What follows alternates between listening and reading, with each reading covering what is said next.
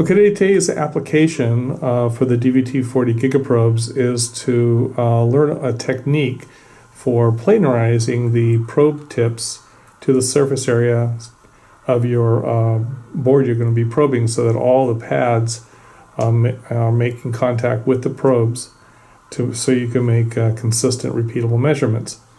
What we've done is we've used a piece of Mylar tape that you can see over here. Took a piece of it and cut it off with some scissors, and we placed it onto the board next to the probe area, and then we're using a camera to display that probe onto a PC, so that when the two probes make contact, what you'll see is a ballooning effect from the Mylar when both probes or when any of the probes make contact. So let me zoom in, and we're bringing the probes down.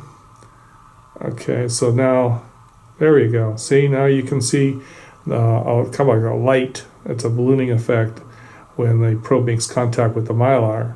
So now what we'll do is we're going to back off the probe using the z-axis of the TP600 Easy Positioner, and we're going to adjust the theta control, as you can see, in order to bring the left probe down.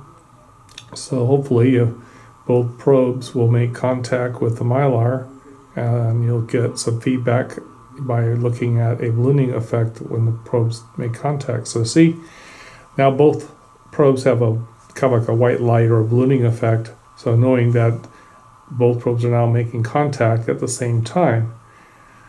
So when we bring the probes over the pads that we need to make measurements on, we have a high confidence that when the probes hit the differential pads and grounds that we're going to get a measurement.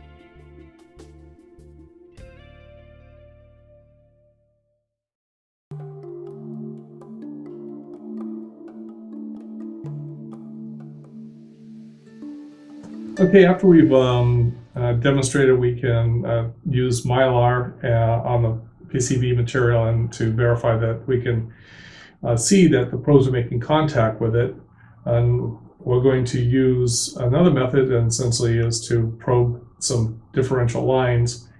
And what we're going to do is bring the probes onto the test pads, bring them down. Okay, now one rudimentary level of checking is to use a continuity tester to see if those pads are making contact. So let's probe the outer part of the body and the ground. Okay, now we're going to probe with our continuity tester one of the signal pins and the opposite side of the differential line that's making contact. The other pin that's making contact.